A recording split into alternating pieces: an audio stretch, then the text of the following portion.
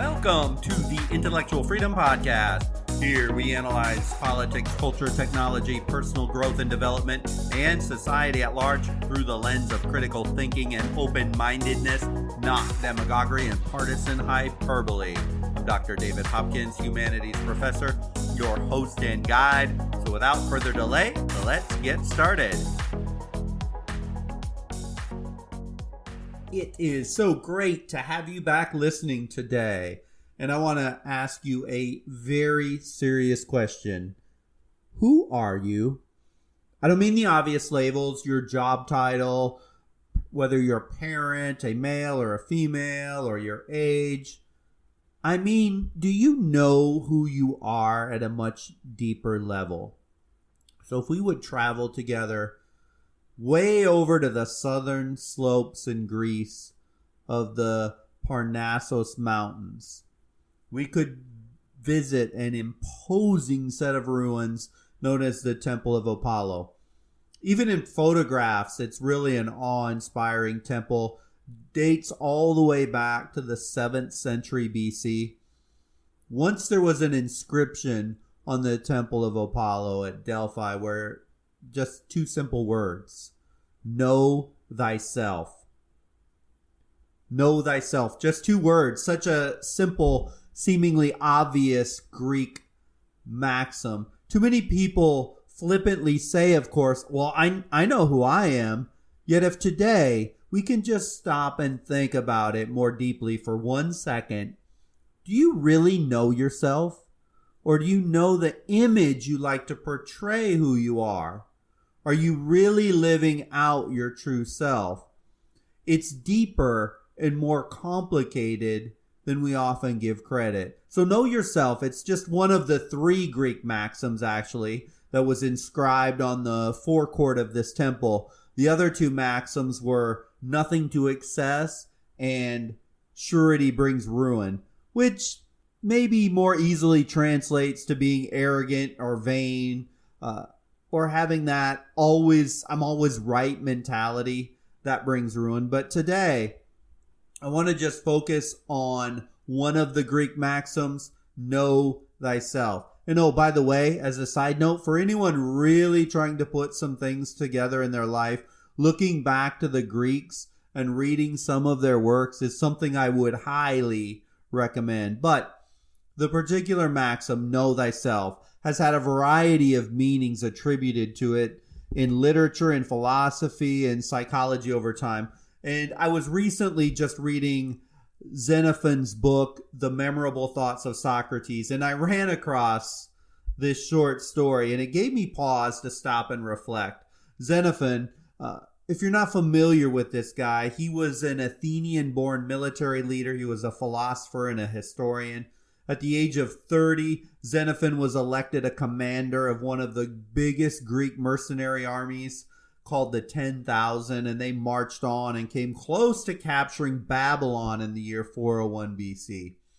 He was also, though, a student and a friend of Socrates. And Socrates may be one of the most famous of all philosophers in history. And Xenophon recounted in this book several Socratic dialogues, the Symposium, the Memorabilia, and a chronicle of the philosopher Socrates' trial in 399 when he was actually put to death for his beliefs. So Xenophon's impact was really far-reaching, and reading Memorabilia inspired Zeno of Citium to change his life and start the Stoic school of philosophy. I mean, huge impact. He's been read by great warriors like Alexander the Great, to Roman emperors and philosophers. So again, its impact on Greece and in many ways Western civilization is really profound. But this idea, know thyself, this phrase, this simple 2-word statement is so important. And I want to talk about some of the significance in this that you can apply to your life. But first, let me just read to you a small piece of Xenophon's account of a dialogue, a Socratic dialogue that he had. And it's nothing more, a Socratic dialogue is nothing more than a conversation. It's usually between 2 people. Sometimes, there'll be a third person, but usually it's Socrates and one other person. and they're discussing a topic usually of some really deep importance on life or politics or culture. And in this particular case, we have a young man, a very smart man, at least to his own knowledge, and a very ambitious man, but a very flawed youth. He sort of thinks he has it all figured out, as many of us thought in our youth, and he is loaded with pride and arrogance. So Socrates wants to take him to task, and here's just a short snippet of that dialogue, which I'm going to read to you, and then we're going to discuss the relevance to you and I in life today, as the relevance really is profound. So here's a dialogue between Socrates and Euthydemus, as written by Xenophon, and the Memorable Thoughts of Socrates. So it goes like this. Did you not take notice, said Socrates, that somewhere on the front of the temple there is this inscription, Know Thyself? I remember, answered he. I have read it there. It is not enough. Is it not enough, replied Socrates, to have read it? Have you been the better for this admonition? Have you given yourself the trouble to consider what you are? I think I know that well enough, replied the young man, for I should have found it very difficult to have known any other thing if I had not known myself. But for a man to know himself well, said Socrates, is it not enough that he knows his own name? For as a man that buys a horse cannot be certain that he knows what he is before he has ridden him, to see whether he be quiet or restive, whether he be mettlesome or dull, whether he be fleet or heavy. In short, before he has made trial of all that is good and bad in him, in like manner, a man cannot say that he truly knows himself before he has tried what he is fit for and what he is able to do. It is true, said Euthydemus, that whoever knows not his own strength knows not himself. But, continued Socrates, who sees not of how great advantage this knowledge is to man, and how dangerous it is to be mistaken in this affair. For he who knows himself knows likewise what is good for himself. He sees what he is able to do and what he is not able to do. By applying himself to things that he can do, he gets his bread with pleasure and is happy. And by not attempting to do the things he cannot do, he avoids the danger of falling into errors and of seeing himself miserable. By knowing himself, he knows likewise how to judge of others and to make use of their services for his own advantage, either to procure himself some good or to protect himself from some misfortune. But he who knows not himself and is mistaken in the opinion he has of his own abilities, mistakes likewise in the knowledge of others and in the conduct of his own affairs. He is ignorant of what is necessary for him. He knows not what he undertakes, nor comprehends the means he makes use of, and this is the reason that success never attends his enterprises, and that he always falls into misfortunes. But the man who sees clear into his own designs generally obtains the end he proposes to himself, and at the same time gains the reputation and honor. For this reason, even his equals are well pleased to follow his advices, and they whose affairs are in disorder implore his assistance and throw themselves into his hands, depending upon his prudence to retrieve their affairs and to restore them to their former good condition. But he who undertakes he knows not what generally makes an ill choice and succeeds yet worse, and the present damage is not the only punishment he undergoes for his temerity. He is disgraced forever. All men laugh at him. All men despise and speak ill of him. Consider likewise what happens to republics who mistake their own strength and declare war against states more powerful than themselves. Some are utterly ruined. Others lose their liberty and are compelled to receive laws from their conquerors. So this dialogue goes on, and I'm not going to read the whole thing to you, but here's what happens in summary. Socrates continues to test him on what he knows about himself and how much he knows. And what usually happens in Socratic dialogues, the person who thinks they have it all figured out come to the realization they really don't know much of anything. And so at the end, we end up here. Quote, "I must give consent to all you say," answered Euthydemus, "for I am too ignorant to contradict you, and I think it will be best for me from henceforward to hold my peace, for I am almost ready to confess that I know nothing at all." End quote. So the first thing all of us need to realize, if we are really to know ourselves, is that we really don't know much of anything at all. I mean, wow, that flies in the face of modern society, of the social media world where we portray that we have it all figured out. Sort of like Euthydemus, that he was showing this outward appearance that he had everything all figured out, and that everything he said and did was of utmost importance. Heck, this was way before the age of the internet, but Euthydemus was pretty cocksure arrogant. He had it all figured out at the beginning of the dialogue. Lucky for him, Socrates could put him in his place without the guy having to be smacked down by life really, really hard. And at the end, his path to knowing himself became much easier as he was broken down to know that, well, he didn't really know all that much after all. But why is that so important to understanding life? It's vital. And from the Christian Bible to Islam to Buddhism and many of the great wisdom texts of all time, they pretty much all say the same thing. Humility and humbling oneself to the fact you don't have all the answers and you never will is really, really hard in our modern world. Just go to some contentious political forum anywhere and you will find tens of thousands of people who have everything all figured out.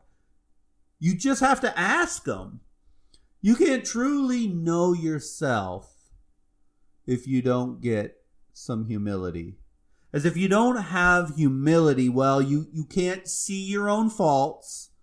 You're not willing to make adjustments.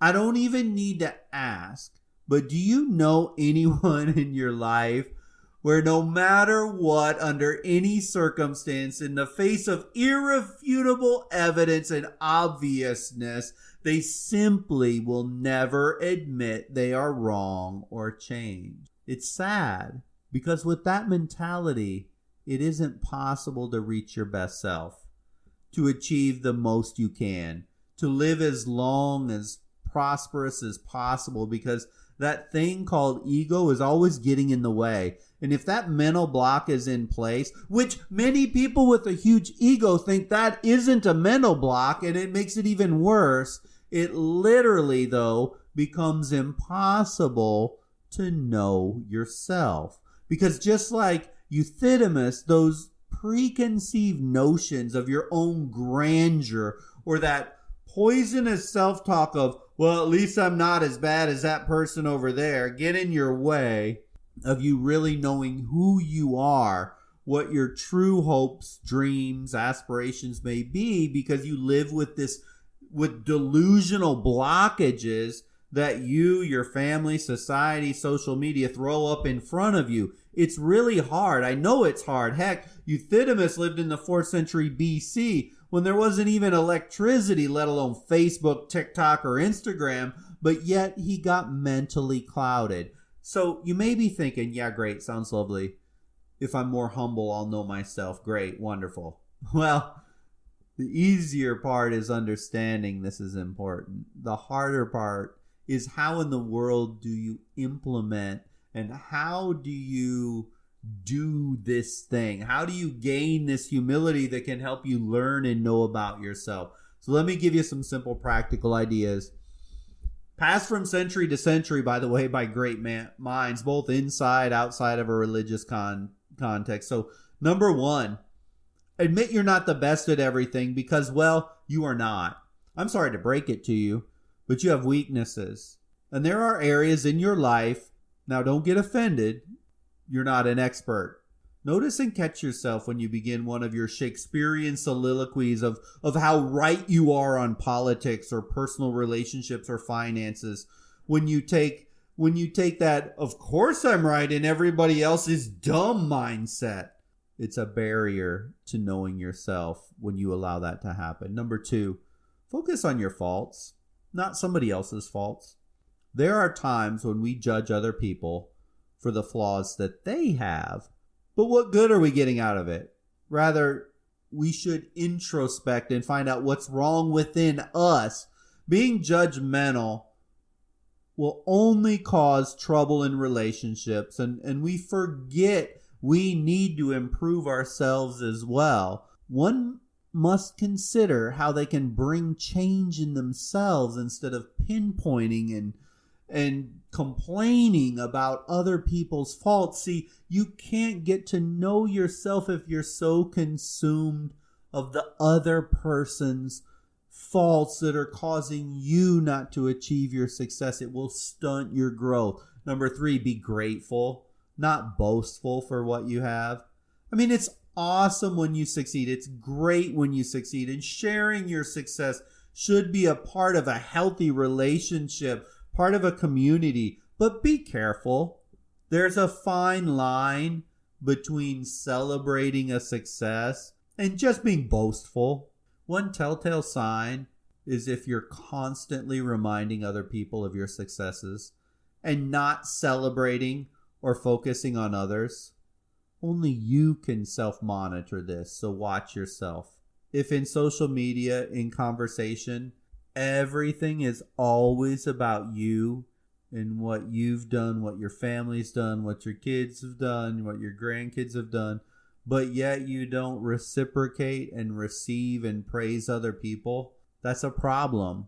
That's a problem because when you get so consumed in that stuff, you can't get deeper. You don't get to know other people. You ruin relationships as you poison these relationships. It stunts your own growth of knowing yourself. Number 4, when you're wrong, admit it. People appreciate it if you're willing to admit that you need to improve and screwed up. People don't lose your respect. Instead, they have more respect and are more empathetic towards you when you're able to admit you're wrong. You build intellectual muscle in the act of admitting when you're wrong. The most mentally weak people will never admit they are wrong. Ever. Oh, and if you do apologize, just apologize. And don't do the backhanded half-baked, I'm so sorry, but you know, it wasn't really all my fault because fill in the blank, whatever it might be. If you're going to apologize, leave out the side circumstances, the justifications, or the other means. Wiggle your way out of the apology. The sorry, not sorry crap doesn't solve anything and actually completely erodes your ability to make connections with other people. Number 5, when you're having a conversation, be considerate. You better not talk down to anyone while giving your opinion. Many times we all have seen how people start abusing each other if someone doesn't agree with their theory. Everyone has their own thinking process and their own likes and their own dislikes.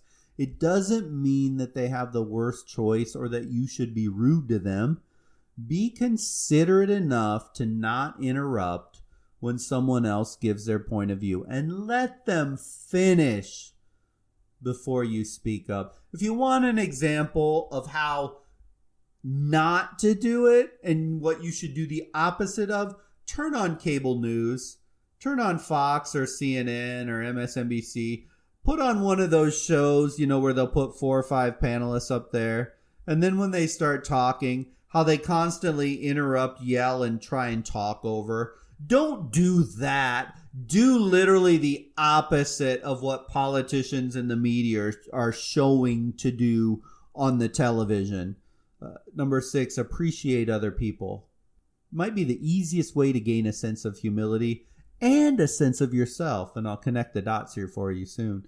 If you see someone doing better than you or someone being good at something, you must give them a compliment for their work. Understand how they're different from you and try to learn something from everyone you meet. If you change your mindset and be just a little more open-minded to the ideas of other people, you would be able to appreciate others more than ever. So there you go. There are 6 things you can do. Very specific things you can do. But I don't want you to miss this. Do you notice all 6 of these things I mentioned? None of them were about you, really. They were about other people. If you want to know yourself, you need to humble yourself in how you interact with other people. It's through this that the deepest self-discoveries happened. It's through humility that your greatest growth can happen. And you can truly learn to know yourself. Not how you know yourself in relation to social media, materialism, or these other superficial means of life. As you know yourself in that context, like Euthydemus, that context of the material outlook is not knowing yourself. And at the end of that Socratic dialogue, after Socrates very clearly explains to him, this is the value of knowing yourself and the dangers of not knowing yourself. At the end, Euthydemus says, I think I need to just shut up and listen more because I really don't know much about anything. And in reality, that's the way that he put himself on a path to knowing himself. And flash forward even further, Euthydemus became almost a disciple, and everywhere Socrates went in Athens, Euthydemus tended to follow. See, it's with humility you can admit you're not the best at everything, that you have faults. You don't boast and brag, which destroy relationships. You have the ability to apologize and say you're sorry, which builds lots of character. You become considerate and listen to others. So as you're able to do that, you learn more. Not just about others, but through others, you gain insights into yourself. And finally, then you're learning to appreciate other people. And when you can appreciate others, you can see how your role in society and relationships become much more effective, and then you're on the path to truly knowing thyself.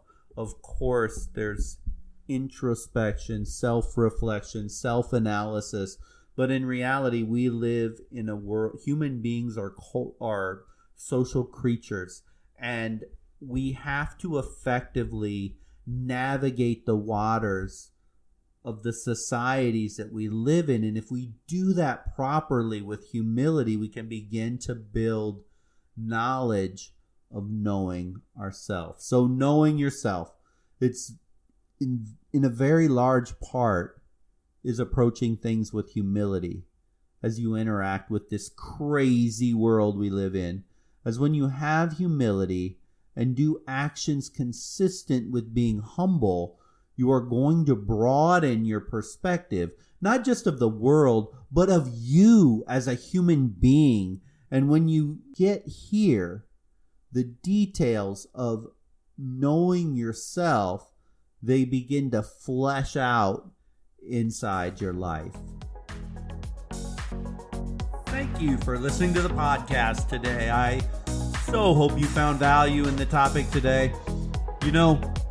Every single day, if we can expand our perspective just a little bit on any range of topic, whether it be about our physical body, intellectual sharpness and perspective, or spiritual growth, Then, if we stay consistent in the long run, we all become more well-rounded people able to cope with all manner of events in life. I always appreciate you clicking like or follow to this podcast. Generally, a new episode is published every single week. And please, if you have any questions or comments, I would love to hear about them. With that, I hope you have a wonderful day and a wonderful week until we talk again.